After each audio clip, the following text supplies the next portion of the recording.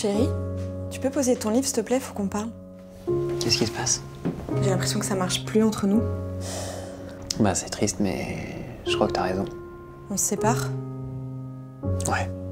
Hop hop hop, n'allez pas plus loin. Maître Grandâme, enchanté. Maître Grandâme, comment on se retrouve? Maître Desmoulins. Bon, vous, pas un mot de plus. Je suis là pour défendre votre intérêt dans la rédaction de ce contrat de rupture. Et moi les vôtres. Ça ne vous ennuie pas que je m'entretienne 5 minutes avec ma cliente avant le début des négociations? Pas le moins du monde.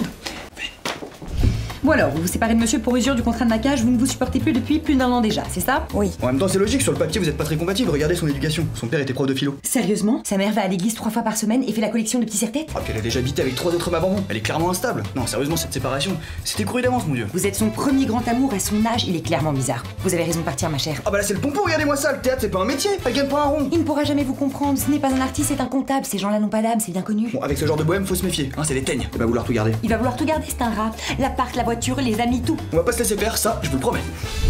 Bon, étant donné que c'est grâce au travail acharné de mon client que vous avez réussi à obtenir ce bel appartement ainsi que tous les autres biens, nous exigeons un contrat de rupture de type all-inclusive, à l'avantage de mon client, bien sûr. C'est-à-dire? C'est-à-dire qu'il veut tout récupérer et vous mettre à la porte avec juste une petite valise de vêtements. Non mais c'est dégueulasse, je veux pas retourner chez ma mère, moi. Ah bah ça, il fallait y penser avant de vous lancer dans une carrière de saltimbanque, ma vieille. Hein. Mollo l'abricot, hein? A contrario, nous comptions partir sur un contrat de type moite-moite, basé sur l'article 34 du Code de rupture. Je cite: à la suite d'une relation supérieure à 15 mois, les concubins devront partager leurs biens équitablement sous peine de mise à mort sociale. C'est-à-dire qu'elle va faire croire à tous vos proches que vous êtes un rat et que vous avez une petite bite. C'est dégueulasse. J'ai tout payé en plus ici. Et comme nous ne pouvons pas couper le chien en deux, Je propose que ma cliente ait la garde exclusive du canidé vu qu'elle est à l'origine de son petit nom. Ah ça non. Non, moi aussi je l'aime, ma petite pomme d'amour. Attendez une petite seconde. Pomme d'amour? Sérieusement? Bon, de toute façon, on est coincé, faut lâcher du lest. Quoi? Hors de question que je laisse le chien. Et bah, il gardera la télé, de toute façon, on n'a pas le choix. Pourquoi? C'est la loi, mon vieux, c'est la jurisprudence des primes. Si l'un des conjoints part avec le canidé, l'autre a le droit de rester avec la télévision. Pour les soirées des primes. Non mais pas ma télé, tout sauf ça. Bon, vous avez raison. Un chien, ça te rachète. Bon, nous vous accordons la garde de pomme machin ainsi que la séparation des biens à 50%. En revanche, mon client garde la télé. T'abandonnes Pomme d'amour pour une télé? La télé a jamais chié sur le tapis, elle. Ah oui, et mon client souhaite la garde exclusive de votre cercle d'amis.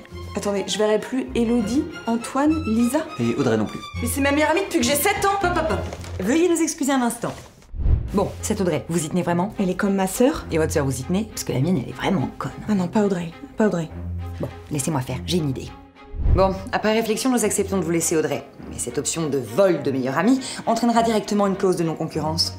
C'est-à-dire? Bien, par respect pour l'histoire d'amour que vous avez eue avec Léa ici présente, vous n'avez plus le droit de pratiquer le sexe pendant 12 mois. Je suppose que ce quoi veut dire que vous pouvez garder Audrey. Yes! Je suis désolé, j'ai complètement craqué. Bon, en même temps, je vous comprends, mon vieux. Être célibataire sans pouvoir niquer, c'est un petit peu comme priver Mozart de son piano. À queue. À queue le piano. À queue le piano, à queue. À queue un piano, à queue, à queue, à queue, à queue. C'est un peu lourd ça. Effectivement, allons se venger. Bien, étant donné que vous mentionnez les clauses de non-concurrence, mon client souhaiterait que votre cliente s'abstienne de sortir avec certains hommes, dont Thomas. C'était ma target? Super, je te rappelle que c'est mon cousin. Ah, et Sven aussi. Sven? Patientez 2 secondes.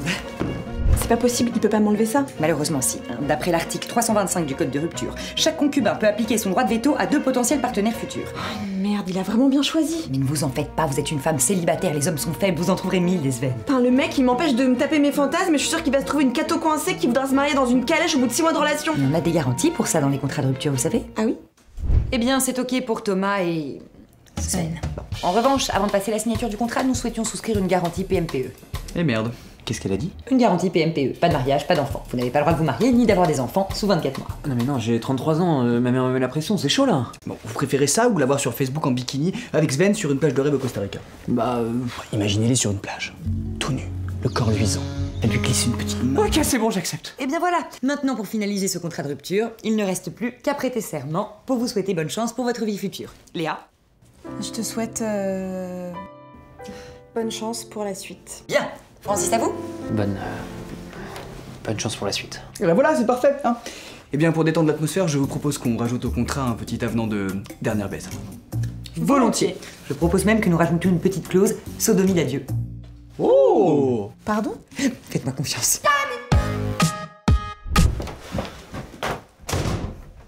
Ça m'a fait réfléchir à ce qui vient de se passer, je crois qu'il faut qu'on parle. T'as raison. Ça marche plus entre nous.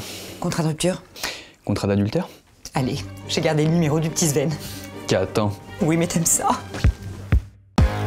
Bien, pour éviter que le canidé de Manu soit coupé en deux, abonne-toi à l'Hollywood et dis-nous dans les commentaires quel petit nom tu lui donnerais à la place de ce stupide pomme d'amour. Puis pour réconforter son ex-petite amie Allison, va faire un tour sur sa chaîne YouTube Glamouze et n'hésite pas à liker la page de Laura. Elles sont très drôles, mais pas que. Pas que, pas que, comme la queue. Pardon. À la semaine prochaine.